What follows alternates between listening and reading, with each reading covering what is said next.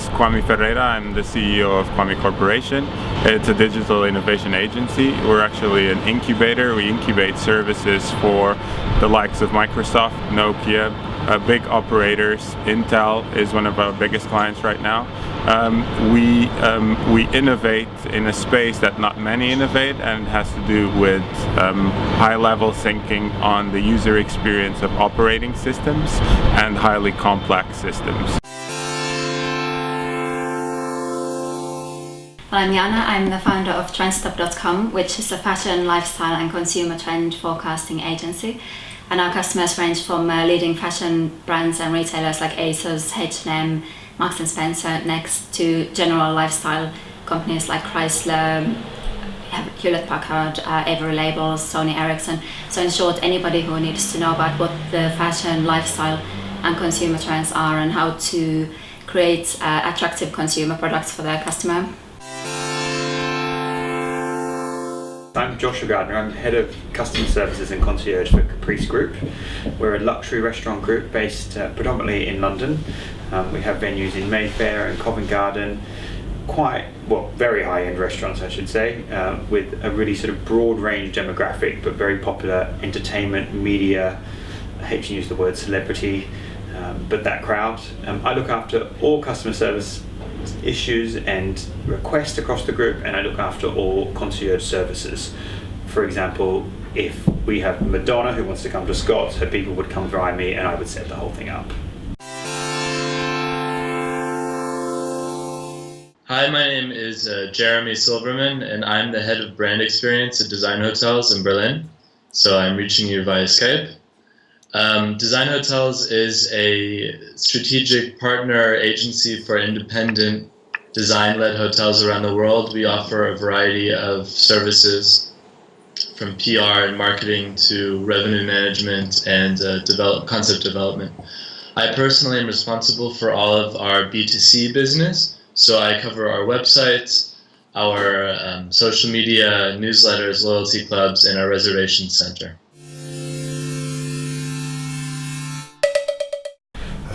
My name is Calaf Angelo. I'm a musician and a lab owner in Lisbon, Portugal. The slogan of the company itself is made by originals, and that comes from the fact that all of the 200 hotels that we work with have a real personality behind them. So it's not just a corporate machine who's coming in and developing hotels on a mass scale.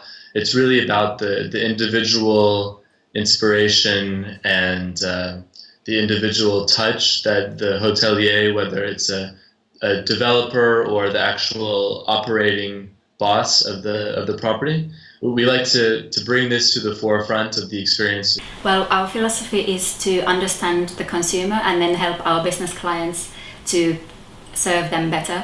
And what we realized is to really understand the consumer, we want to start speaking to the consumers more. We've introduced our apps for iPad, iPhone, BlackBerry, Android, so that we get more interaction with the consumer, and we are bringing trends directly to the consumer as well, and then we take those and then translate them back to the business as well. So it's kind of like a multifaceted approach.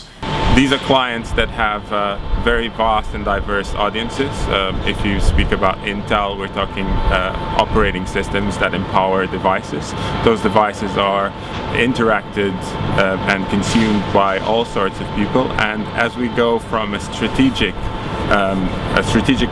perspective all the way to vision pieces, and then all the way to I have the device in my hand and I'm actually interacting with, we need to understand the kind of experiences we're shaping because of the diverseness of our audience.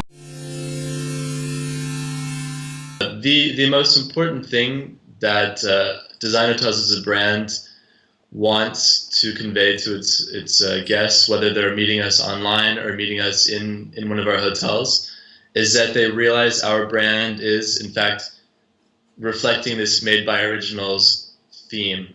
Meaning they're not going to a chain hotel. They're going to experience, or they are experiencing, a kind of hospitality experience that is unique is a product of a person's character and their personality, but also that it reflects the individual community in which the hotel resides. We used to be focused on selling unities, like as much music as possible.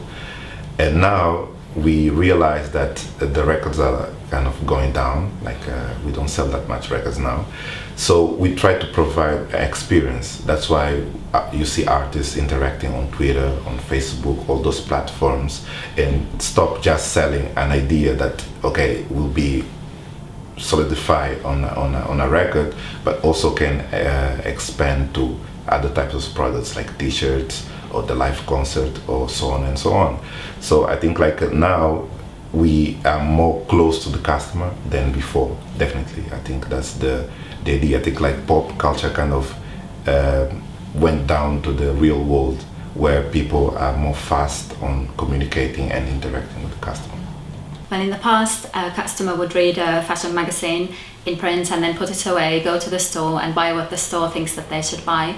But now it's all digital, so companies like Topshop and ASOS are producing trend magazine, often online, even where the customer can read about the latest trends, get excited about them, and then click through to go shopping either in their online store or the actual store and buy the trends that they read about. So content and commerce are becoming one and the same thing in the customer's mind. I think we engage and we interact with our customers in a way that they walk away from an experience of one of our restaurants feeling that they've had an exclusive but authentic, bespoke experience. I think the most important thing that we can do as a group is listen to our customers, because I think they come to us because they know our brand names, they know we stand for quality, and it's important that we listen to them and their needs so that they have an authentic experience. You know, brands such as ourselves, because the brands are so well known, actually get more complaints than what a normal sort of run-of-the-mill restaurant would get, and that is because people's expectations are higher when they come to us. They've heard all these things about our restaurants in the press, so they expect it to be incredible, and sometimes it's impossible to meet those people's expectations. I'm the person who deals with them when they come back and they're disappointed, and often I find that the most beneficial thing that I can do and the easiest way to resolve any issue they have is just to listen to them. They rarely do they want anything for free. They just want to be heard, and they just want to feel like they've contributed to making something better for the next experience. I think here in the UK and also in the States, people really realize that if we want to appeal to the customer, the brand has to think like the customer. Otherwise, it's very difficult to see where they are coming from and what's affecting their buying decisions. And we are seeing that much more customer-driven thinking in businesses, and also even in the way they hire, for example, product development teams. Many design teams now have people who are almost like the ideal customer who would buy that and wear that brand's product. And in Central Europe? And in Central Europe and in Germany, it's perhaps still a little bit more management-driven and consulting. I think brands are often dazzled by the business objective, and sometimes I think that they just don't really sit down and think about that customer interaction. They're so conscious of getting out the message that they need to get out that they forget about how the actual customer is going to engage with that message. I tell you an example. I bought a push bike about 3 or 4 weeks ago from a cycle store. You know, a cycle is something you would probably buy once a year at maximum. Since then, the company has sent me consistently 2 or 3 emails a week trying to sell me a push bike. It's terrible engaging with the customer, because basically what it means is I no longer open the emails from them because I know all they're going to do is sell me a bike. And the point comes when that business tries to send me a message that is actually really important, or they really want to get out there, no one's going to open the email because they've over-communicated to the group. Alienating, basically. Completely alienated. They've sent so many emails that people just ignore them. And I'm amazed how many businesses, including really big businesses, make that mistake. An operator such as Telefonica, they localize their services very well, and that means that their customer proposition always feels comfortable. It always feels like it's homely, even though we're talking about a multinational, which is a completely different approach from a Coca-Cola, which tries and preserves the brand throughout the whole ecosystem, no matter where it is, where it is localized. If you take the example of Greenpeace, Greenpeace's new strategy is not to go with big media and kind of follow through on the broadcast culture, but to engage at the story level. Every product has stories, and consumers don't really like to be treated as consumers. They like to be treated as users, because you see, a consumer generates garbage, a user generates value.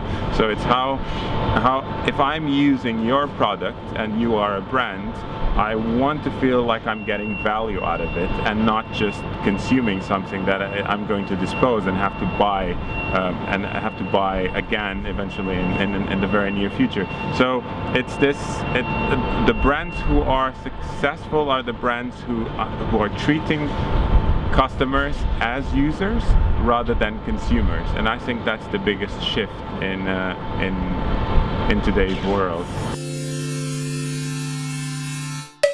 When we shape experiences for brands, we take into account 24-hour behavioral patterns on the side of the user, and the user navigates a reality that has multiple devices, that includes multiple devices, and so the user needs to experience a brand in a seamless way, from the TV to the mobile to the web to the tablet, and that handover process needs to add value to the user. So if I'm watching TV and I have a tablet in my lap, what can the tablet actually deliver in terms of content that is synchronous to my TV experience, that adds value to the overall experience? In the past, we of course had the stores, and then we had online stores. Now we've got mobile apps, we've got online magazines, we've got permanent stores, pop-up stores. It's all a mixture of different things, and the real challenge in the future is going to be how we are going to tie all of those different things together into a meaningful communication and a meaningful shopping experience to the customer. There's many ways to connect online and offline. For example, we are even seeing how digital stores can be brought back to physical, like we've seen with the ASOS pop-up stores, for example. And some of the reasons for doing that is offering a different brand experience, reaching slightly different type of customer through online than offline, and also simply because we are dealing with physical products at the end of the day, so it gives the customer a different environment to touch and feel the products. Our online and offline experience relies on the idea that we want to be closer to our customers. So when we release an album, and we have the specific tour to promote this specific product, we try to have maybe 6 months time. So when we start performing the songs and actually releasing the products as a physical form, we try to do as short as possible, so the experience with the audience, the customer, is definitely faster as we can, so we kind of can deal with the aspects of piracy and all those things that are kind of affecting our industry. There are a couple new developments that have made it a little bit easier, or that are kind of facilitating how this is happening. One of the big kind of advancements in the last couple months, even to a year, has been the development of the NFC, near field communication. So the technology that a lot of mobile phone handset developers are integrating, that allow, for example, a guest to check in or to access their room without a key, simply because their phone has a chip installed in it or something like that. So I think you'll see the kind of the meeting of online and what many people perceive to be offline kind of taking place in that sense. But on the other hand, it has a lot to do with fulfillment of a brand. And the one example that I'm using often to talk about this challenge is a website in the States called Village Vines. And what Village Vines does is they have created a platform to make hotel reservations, and they charge $10 to do this, but in return for the $10 you get 30% off of your meal. So restaurants have the opportunity to upload their availability, maybe for slow nights of the week or for early or very late times, and fill the restaurant for a discount. But the best part about using the service is that you don't have to tell them that you have done this. It's 100% flawless. It's seamless. So the point is, you can go there, and if you're trying to impress a date or you're there for business, you never have to say, oh yeah, please don't forget my 30% discount or anything like that, because it's built into their system. The success factors and the criteria by which we generally evaluate our performance has to do with loyalty, definitely, and simply with selling rooms. And the three pillars of our loyalty for us are experience, information, and value. So experience would be providing something in a specific hotel that only people booking hotels through designhotels.com would be able to receive. And this idea of information. We demand that our hotels play a role in their community. And what that means is that they have the connections. They know who is cool, they know who's doing what. But not only that, they have kind of the pool or the influence to get guests into those places. So for us, it's important that they're able to provide this information to our guests and tell them, look, this is where the locals go. This is where you're going to meet people that you think are interesting, people like you. This is the greatest exhibit that you probably won't hear about, but it's a must-see. So this kind of contribution factor, but driven through loyalty, generally speaking. Success factors for brands. When we shape an experience for a brand, a user experience for a brand, we're not so interested in awareness. We're interested in shaping the experience in a way that the user engages and becomes an advocate for that brand, because the experience really adds value to the user. It's all about value, intrinsic value. So when users engage with brands,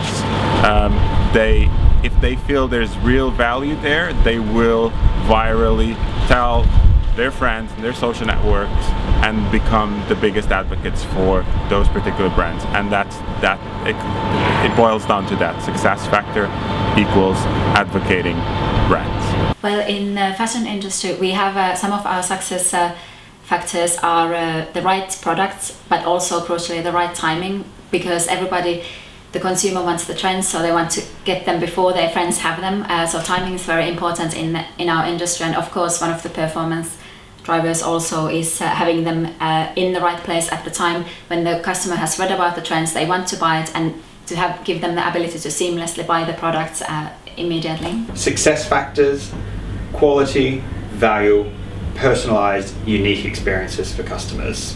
That, in a nutshell, is it. I think performance drivers is loyalty, relationships, trust, customer word of mouth.